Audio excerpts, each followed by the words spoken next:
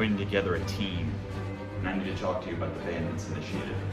We unite all the characters from the Curry Bandits extended universe under one roof for one epic gaming event. The Curry Bandits 1 year anniversary special.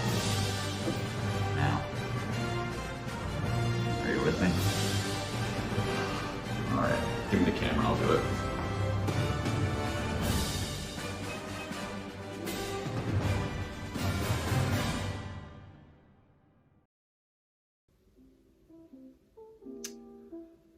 What is up, guys? Jax Lemus here from the Curry Bandits, and it is a momentous occasion here in the Bandit community.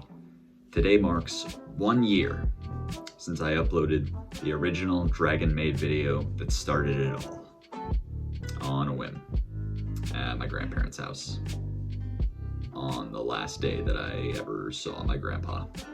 Which actually reminds me that this is also the start of the anniversary of the worst month of my entire life. Let's go for December 2020. Who was here? Not you. I'll never forget some of the most important milestones in the channel's history, like the first time Joseph acknowledged us and inadvertently triggered my fight or flight instinct. The Curry Bandits? That's what I get for posting these videos to the same channel that me and my friends used to post cringe to in high school. Oh, and let's not forget the time that I realized I could just rip off Mambo by, get this, tricking people into watching Yu-Gi-Oh content with funny.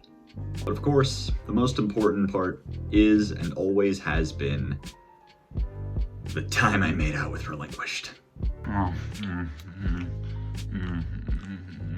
But we're not here about any of that. Today we're here to answer the burning question on everyone's minds every time they see any of my videos.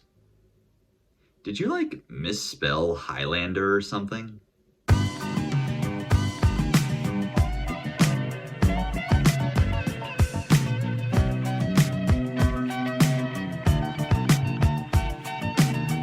Highlander is the one and only historic Highlander format inspired by Lithium 2300's cross-banlist cup. The basic rules are simple. You may only use one copy of every card with a different printed name. This does not apply to non-effect, non-pendulum monsters. So yes, Rescue Rabbit has rights.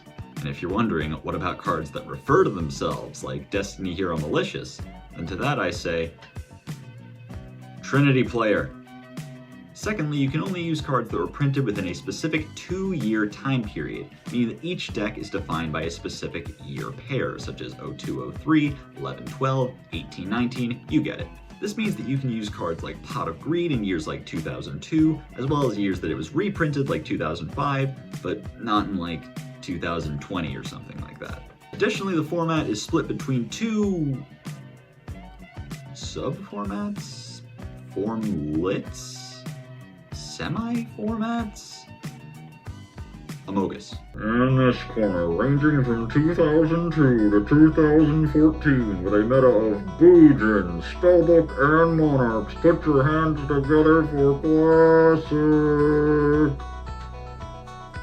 And in this corner, spanning between 2014 and 2021, comprising of several dozen Shadow decks in a trench coat, give it up for Modern!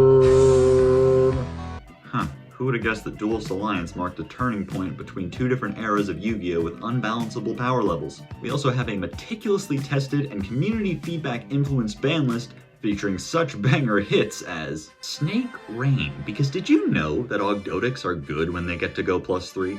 I didn't know that. Final Sigma, Cyber Dark End-Dragon, and the Amogus Susburst ad Imposter, because outing at Towers is kinda hard with how to side deck. Quintet Magician, because once upon a time, Jaxel_MS was fucking around with Charmer Magistus and thought, hey, you know what would be funny? And finally, Black Ship of Corn, because one time, someone won a locals with Go Go Go Zombie, and everyone was convinced that rank 4 spam was tier 0.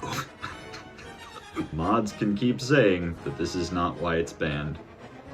The mods can keep coping.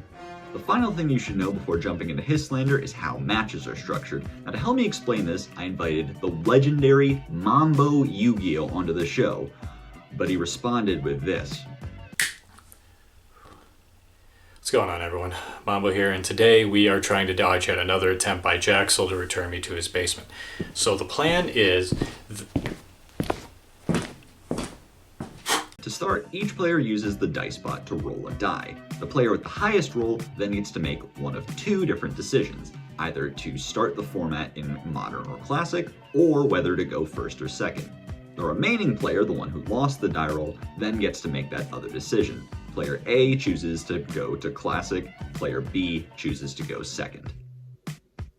Pretty simple. Then for game 2, it's even simpler. If you started in Classic, you go to Modern. If you started in Modern, you go to Classic. The player that lost game 1 then gets to pick first or second. Game 3 goes back to being a little bit more complicated, but it's pretty much the same as game 1.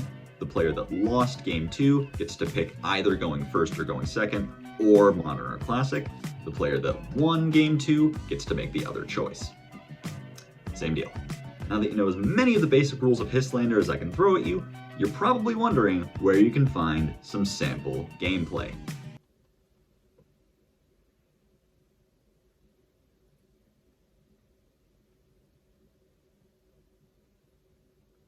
But I think the main reason to give the format a shot is the community.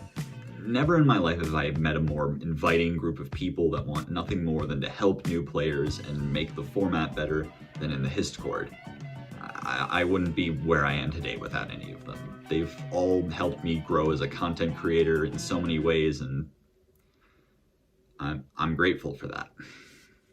So give it a shot. The link is in the description, and I promise you from the moment you join, everyone in the server will throw lists at you until you love the format as much as we all do.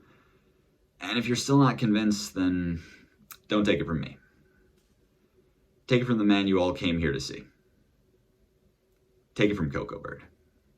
Yo, Josh, Yeah, what's up? do you think people should play Histlander? Absolutely. I don't see why not. You heard it here first, folks.